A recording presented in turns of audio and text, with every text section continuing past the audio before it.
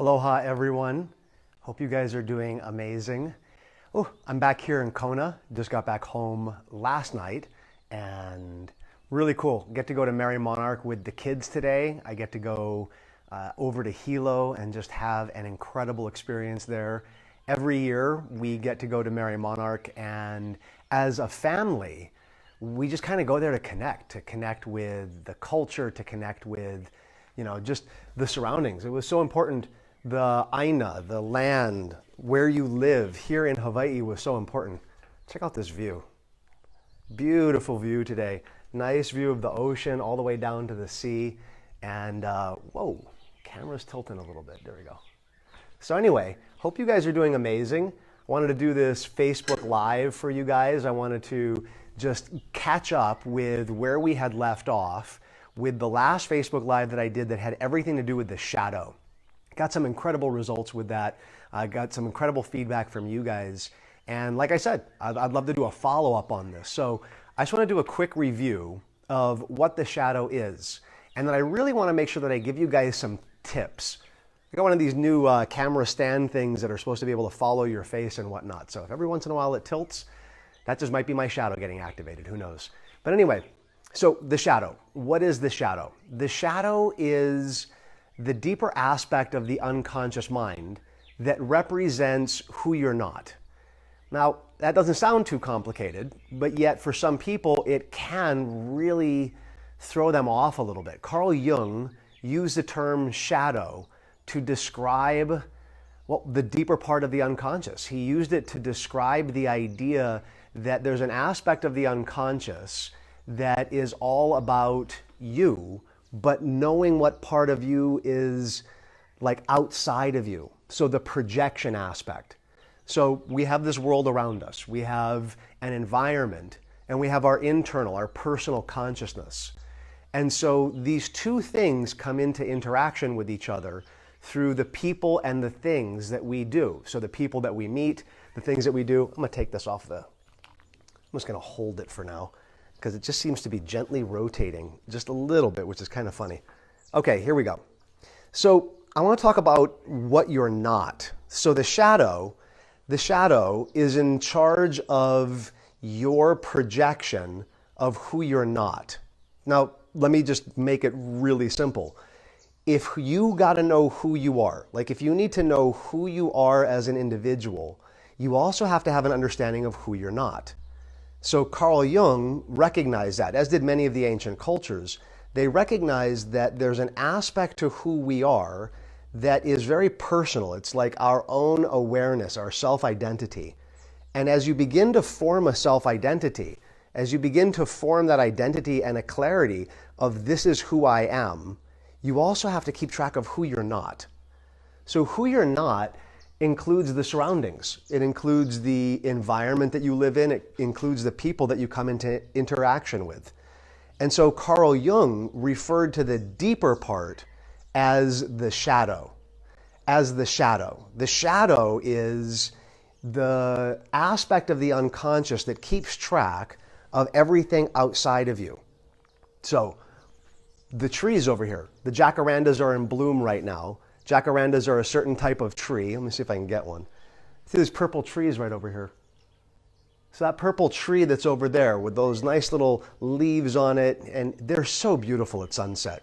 When the sun's going down, I got one right behind me over here, and when the sun is going down and it hits it at just a certain angle, the whole thing lights up in this beautiful purple. Now, I love the jacaranda. There are other people that live in this area. I've had people come and visit and see the jacaranda and immediately be like, oh my God, those trees are horrible, they make a mess. And they do. The one that's blooming over there, there's all these leaves on the ground. So the jacaranda exists. Whether or not you like it is entirely up to you. The information of your external world is contained in your unconscious. So in your unconscious, your subconscious, the information of who you're not is contained there. Now, Carl Jung referred to the really deep stuff as the shadow. And the reason why he used the term shadow is because most of the time when you meet that aspect of who you're not, Most of the time when you first come into interaction with it, you see it as being kind of scary. It is dark. The shadow, as I explained on the previous webinar or the previous Facebook Live that I did, you know that you have a negative reaction to the external when there's a hook. A hook means that something inside of you it gets grabbed and you get pissed off at it. So for example, if you don't like a certain word being used, whether it's a swear word or whether it's a word that you believe is inappropriate, and you feel a reaction internally, what happens is the unconscious mind is putting that information out in front of your face in order to help you to deal with it. See, the idea that the unconscious mind is this evil, dirty, or nasty thing that's out to get you, that's an archaic approach to personal growth and development. That's an archaic approach to just mental health. Your unconscious mind is putting these things into your environment in order for you to be able to learn from it. So, for example, my daughter, who just went off to school just a little while ago, my girl, I love her so much. When she was younger, she hated the word stupid. I mean, she could not stand the word stupid. It was interesting. She would actually have a physiological reaction. I wrote about this in my book on the shadow. And long story short, the reason why she didn't like the word stupid is because she believed that that was a mean word and that she believed that she was a good person. Okay, so that means that the shadow contains the information of who a bad person is. Now, I believe we all want to be good people. We do. Deep down inside, I think we all want to be good people. And the shadow, her shadow, contained the information of what a good person is not. And so because she knew that a bad person is someone who says negative things like stupid, she began to project that out onto the world around her. She began to project onto the world around her this idea that bad people say negative things and good people don't. All right, there's no issue with that unless there's a hook. See, if there's a hook, which she had, like when she would hear a swear word, she would go off on it. She would just like have a physiological reaction. Well, that means you have baggage inside. So here's one of the major roles of the shadow. The shadow balances you by projecting into the external world. Let me say that again. The shadow balances who you are by projecting any intensity into the external world. So I don't like people saying mean things either, and I don't have a hook on it. I have a boundary. I'm able to keep a clear and concise boundary with people. Like, you don't get to say negative things. You've got to be, practice the NLP, practice your psychology, practice your personal growth with integrity. And if someone says something that is evil, nasty, mean, or whatnot, I don't tend to have a charge on it. I hear it and I go, okay, is this appropriate or inappropriate? If it's inappropriate, I need to enforce a boundary. But Skylar would have a reaction to it.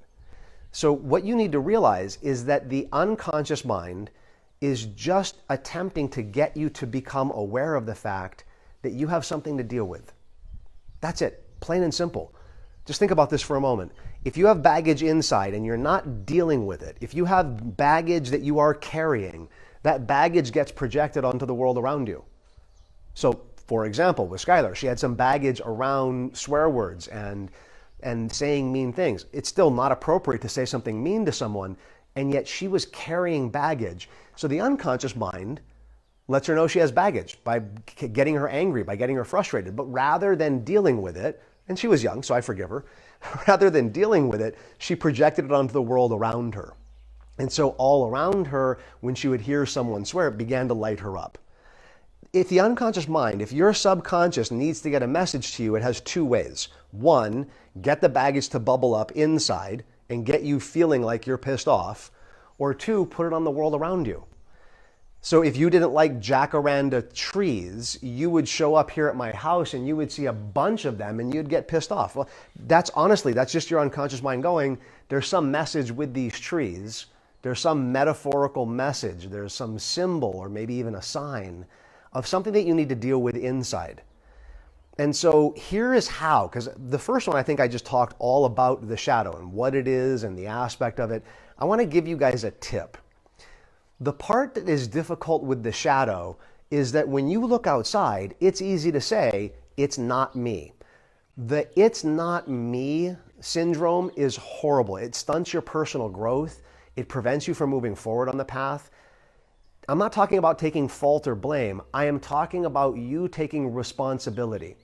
Responsibility for your reaction to things.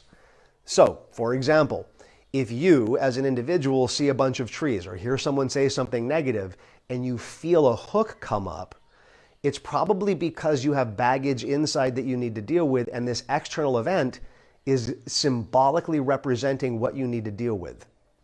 The problem is that when you see it happen, you go, well, it's not me. The tree's not me, and I don't call people stupid, so the problem isn't with me. The problem is with, and then you point your finger. The problem with pointing your finger isn't that there are three fingers pointing back. I like that saying. It's cute. The problem with pointing your finger is that whoever you're pointing at, you're saying, you're in charge of me. You're giving away your empowerment to whoever you're pointing at. Because here's the deal. A tree shouldn't have the ability to make you be angry, make you be happy, you should have that ability. Someone shouldn't be able to say something and get under your skin unless you allow them to. So you're actually giving someone permission when you point your finger at them. It's kind of scary. I had this lengthy discussion with my kids last night. We were hanging out. We were eating dinner inside over there. And I talked about this because Skylar's in middle school and she's dealing with some crazy stuff. And Ethan's in his first year of university and he's dealing with some crazy stuff. And so I said to them, when you point a finger at someone else, what you're saying is, you're in charge of me. Here you go. Take ownership. You own me. And both of them just kind of sat there and like, yeah, you're right. You're right. Well, how do you deal with it then? So how do you deal when someone says, like with Skylar, when someone would say stupid, or if you don't like the trees? Well, those of you who have done NLP with me, you chunk up. You go to a bigger picture, a higher level of thinking, and you ask yourself, what is that a representation of? And then what you need to do is you need to figure out where you are doing that or not dealing with a boundary in some other area of your life. So, for example, with Skylar, maybe the abreaction to the word stupid had to do with being mean. And maybe she was allowing someone at school to be mean to her rather than enforcing a boundary. And so what I would do if she were my client, or as my kid, actually, I did the same thing. I would sit her down and go, okay, how do we enforce a boundary? How do you let go of the negative emotions on it? How do you have a clear idea of what you want to do instead? And how do you go about enforcing a boundary so that you avoid creating that shadow reaction? In my book, I talk about how I used to encounter people with a very righteous point of view of diet. And I would sit there and go, I don't do this. It's not me. And then one day I went, hold on. If everything outside of me is a reflection of me, then the good, the bad, the happy, the sad, I got to own it. If I really want to move down this path of personal growth, I need to own that everything that I see, hear, and feel is a reflection of what I got going on inside. Even the good stuff. If you see someone or something that's amazing and you're like, I could never be that way, or you see someone and you're like, oh my God, that's just an incredible person, and you don't think that's inside you, you wouldn't be able to see it unless it was already inside of you. I remember one of my clients one time said, I'm just going to have to, fake it to make it? And I'm like, you can't fake it if you don't even have it in you. I can't fake it to make it by running a nuclear power plant. You can't fake it to make it. You can't fake it to make it driving a car if you're not tall enough to reach the pedals. But if you are an amazing person and you just let a little bit of that out, then it's not faking it to making it. It's practicing it to make it even better. So the good and the bad that you see outside of you, you got to take a look at it and chunk up, go to a bigger picture and ask yourself, what is this an example of? And how can I take back some ownership by figuring out where I'm projecting this out or how I can enforce a boundary in order to make sure that these things don't happen. All right. There are other webinars and Facebook Lives that I've done on boundaries. So if you're like, I need to learn more about boundaries, go check it out. We got a ton of videos on our YouTube channel. And I hope this was a helpful follow-up to the shadow. Any questions you guys got, shoot them on this thread in Facebook. And Jessica, who does all of our marketing, will let me know. And we'll do another one of these in a little while. All right, you guys. Aloha. See you soon.